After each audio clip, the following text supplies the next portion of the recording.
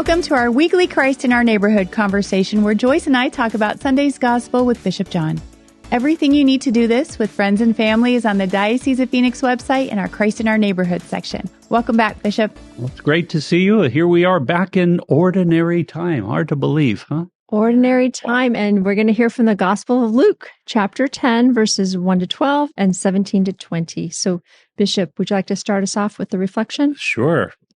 In Luke's Gospel, Jesus sends 72 disciples in pairs to every town he had intended to visit. In some translations, the number is 70. According to Jewish tradition, there were as many as 70 to 72 nations outside of Israel. Clearly, for Luke, Jesus intended to send the disciples on a worldwide mission to proclaim something new. The Lord's intent is not to restore the old Jerusalem, but rather to proclaim to all the world the message, the kingdom of God is at hand for you. The worldwide mission continues even in our lives today. Most people, even Christians, do not know of the joy of embracing the good news of God's kingdom breaking into our world. They are so caught up in the affairs and news of our passing world and not on the things of heaven. The worldwide mission belongs to you too. There is a sense of urgency in Jesus' message to go on your way, even leaving money, sack, and sandals behind, and to spread the good news. All right, so Bishop, what is our question for this week? Well, how do you see yourself as a missionary for God's kingdom? In this year of hope, the first year leading us through the next 6 years, we are going to be focusing, and we have been focusing on that whole idea of tilma, right? Testifica, o Iglesia, a la luz del misterio de amor, or testify, O Church, to the light of the mystery of love.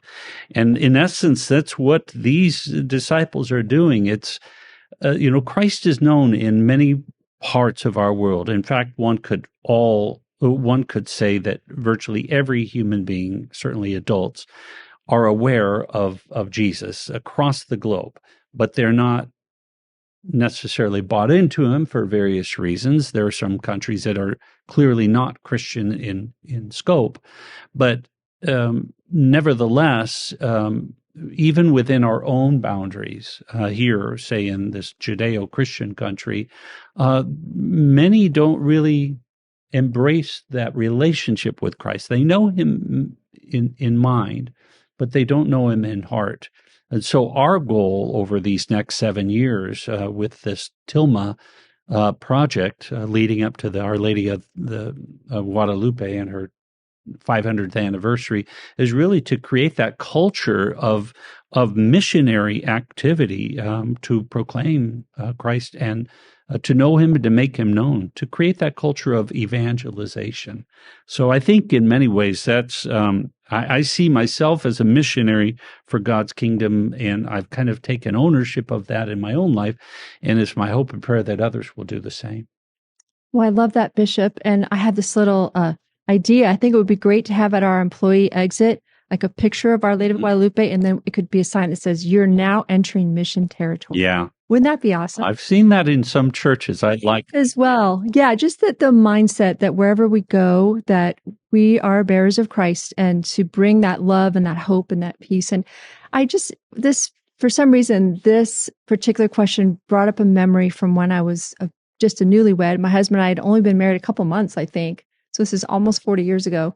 And we went with the Newman Center with the priest out to the fields way out in Southeast Chandler where the farm workers lived in these concrete bunkers with just barely anything, really tough conditions. And we had mass for them out there in the fields, and we brought a meal and we shared a meal and we taught the little kids. We had a little catechism class, and it was so beautiful. I think I still have a picture of that at home, and just had that really influenced me going through the rest of our life, that experience, Mm-hmm. And now I'm sure that that's all covered with development by now.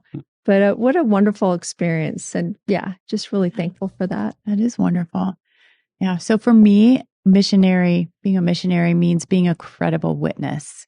And that means like that what I say, who I say I am and what I do line up, that I'm authentic. I mean, am I loving? Am I judgmental?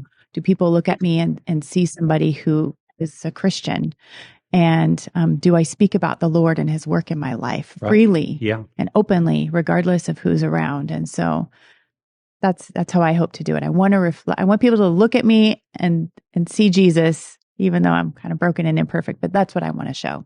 Well, I would answer yes to all your questions because she definitely does all of that. So That's wonderful.